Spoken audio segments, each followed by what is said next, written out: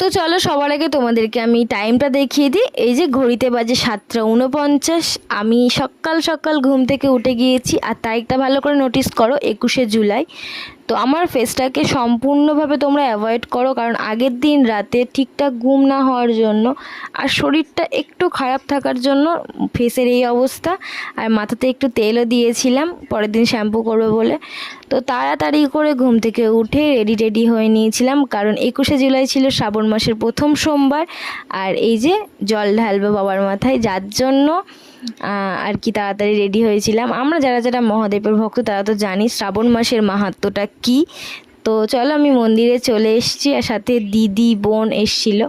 এছাড়াও পাড়ার অনেক লোক ছিল। এই যে যেমন দেখো মন্দিরে কত ভিড় ছিল, আর আমরা চলে আসার পরে তো আরও ভিড় হয়ে গিয়েছিল। তো তারপরে এই যে আমিও জল টল ঢেলে দিলাম। আর তার কিছুক্ষণ পর দাদু আর কি পুজো স্টার্ট করে দিল। আমি অঞ্জলিও দিয়েছিলাম। তবে হ্যাঁ, তোমাদের সাথে কিছু কথা বলি। আমি সবার ফার্স্ট তোমাদের কাছে সরি চেয়ে নিচ্ছি। তার কারণটা হচ্ছে, আমি তোমাদেরকে একটা ভিডিওতে বলেছিলাম বদ্রীনাথ মন্দিরের কথা, যেটা কল্যাণপুরে আছে, খুব জাগ্রত মন্দির।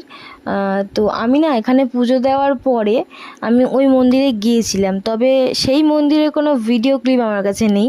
অবশ্যই এটা আমারই দোষ, কারণ মন্দিরে যাওয়ার আগে আমাদের একটু করে আর কি হালকা করে ঝগড়া, একটু ঝামেলা হওয়ার জন্য প্রচণ্ড মুডটা অফ ছিল। ভিডিও করার কোনো ইচ্ছে হচ্ছিল না, যার জন্য আমি কোনোরকম কোনো ভিডিও করিনি।